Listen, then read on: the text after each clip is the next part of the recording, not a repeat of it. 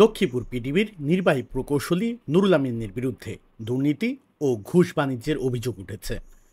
বৃহস্পতিবার সকালে লক্ষ্মীপুর প্রেস ক্লাবের সামনে বিক্ষোভ করেছে ভুক্তভোগী শতাধিক গ্রাহক। অভিযোগ, প্রিপেড মিটার লক করে অর্থ আদায় সহ বিভিন্ন অনিয়মে জড়িত ছিলেন এই কর্মকর্তা। বিগত 22 তারিখে আমার মিটারটা লক করা হয়েছে।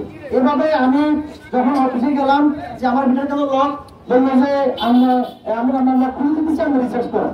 আমার লক খুলে দিচ্ছি, আমার একটা কাগজ দিচ্ছে, সেটা হচ্ছে যে আমার 9টা ডকুমেন্টস লাগবে, 9টা পেপারস লাগবে। কি পেপারস এগুলো? সেটা হচ্ছে একটা নিবন্ধন লাগবে, তারপর হচ্ছে ফায়ার লাইসেন্স লাগবে, পরিবেশ ছাড়পত্র লাগবে, স্যানিটারি লাইসেন্স লাগবে। এইভাবে মানে 9টা কাগজ লাগবে। আমি বললাম যে আমার কাগজগুলো আছে, অধিকাংশ আছে, ঠিক আছে আপনারা করতেন। ওকে, আমি আমার সময় দেওয়া 15 দিন না যাওয়ার আগে 7 দিনের মধ্যে আমার আবার লাইনটা ব্লক করে দেওয়া হচ্ছে। আমার ভিতরে আমি আবার গেলাম, সেখানে যাওয়ার পরে আমার এই কাগজটা ধরে দেওয়া হচ্ছে। আমার এখানে যেমন এখানে একটা কার আমি জানি না, এখানে বকেয়া বিল দেওয়া আছে 2,84,693 টাকা। এটা অনেক। এখন আমার যে পেপারটা দিচ্ছে, আমাদের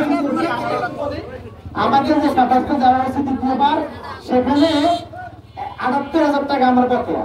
আমার প্রিপেড মিটারের বয়স হচ্ছে আমার বাবার নামে মরহুম জামাল উদ্দিন, ওনার নামে আমার মিটার মাত্র 4 বছর আগে মিটারটা নেওয়া হয়েছে। প্রিপেড মিটার মানে পরিবর্তন নেই।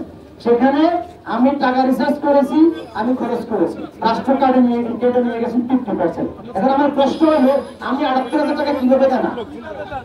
নির্বাহী প্রকৌশলী নুরুল আমিনের বিরুদ্ধে অভিযোগের তালিকায় রয়েছে মিটার লক করে অর্থ আদায়, নির্দিষ্ট ঠিকাদার সবুজকে একচেটিয়া কাজ দেয়া, সরকারি ট্রান্সফরমার ও কেবল বিক্রি এবং সরকারি ফ্রি সেবার জন্য ঘুষ গ্রহণ।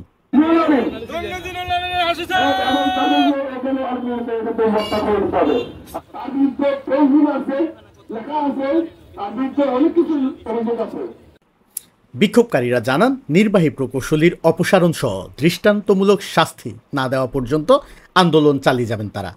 আগামী সোমবার জেলা প্রশাসকের নিকট লিখিত অভিযোগ প্রদান করবেন। একই সাথে বিদ্যুৎ অফিস ঘেরাওর কর্মসূচি ঘোষণা দিয়েছে।